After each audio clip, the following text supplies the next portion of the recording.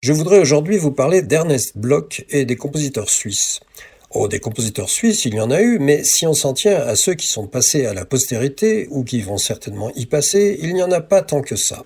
On peut citer Arthur Honegger, on peut citer Serge Kaufmann, dont je vous ai déjà parlé il y a quelque temps dans l'une de ses chroniques, et on peut citer Ernest Bloch, dont je vais vous parler aujourd'hui. Le point commun de ces trois compositeurs suisses, c'est qu'ils n'ont pratiquement pas vécu en Suisse, ou si peu. Honegger est né en France, mais il avait un passeport suisse. Kaufmann est né à Lausanne, mais il s'est installé en France peu après la fin de la Seconde Guerre mondiale. Ernest Bloch est né à Genève en 1880, mais il est parti s'installer aux États-Unis en 1939, après y avoir séjourné à plusieurs reprises. Après des études musicales en Suisse, mais aussi à Paris, à Bruxelles et en Allemagne, Ernest Bloch se fixe temporairement à Genève, où il reprend l'affaire de souvenirs pour touristes de son père. Mais il entreprend rapidement plusieurs tournées aux États-Unis, où il donne de nombreux concerts, où il enseigne dans plusieurs conservatoires, notamment à Cleveland et à San Francisco, et où il acquiert la nationalité américaine. Il revient en Europe, réside un temps en Suisse italienne, mais finalement retourne aux États-Unis en 1939 en raison de la montée du nazisme. Il se fixe dans l'Oregon, à Agate Beach, pas très loin de Portland, et c'est là qu'il mourra en 1959.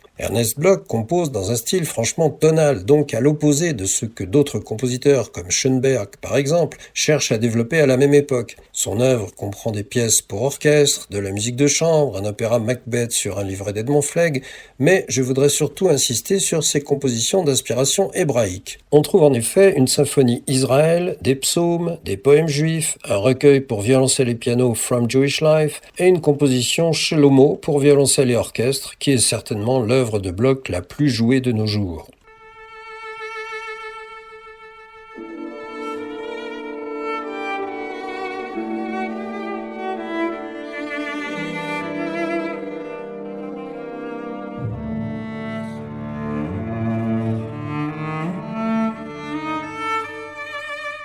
La musique de Bloch n'est aucunement liturgique. À l'exception d'un service sacré écrit en 1933, Bloch n'a jamais cherché à composer pour les offices, contrairement à ce qu'ont fait par exemple Louis Lewandowski à Berlin ou Samuel Nombourg et Samuel David à Paris. Bloch s'inspire de la thématique juive pour composer sa propre musique, un peu comme Ravel écrivant son Kaddish.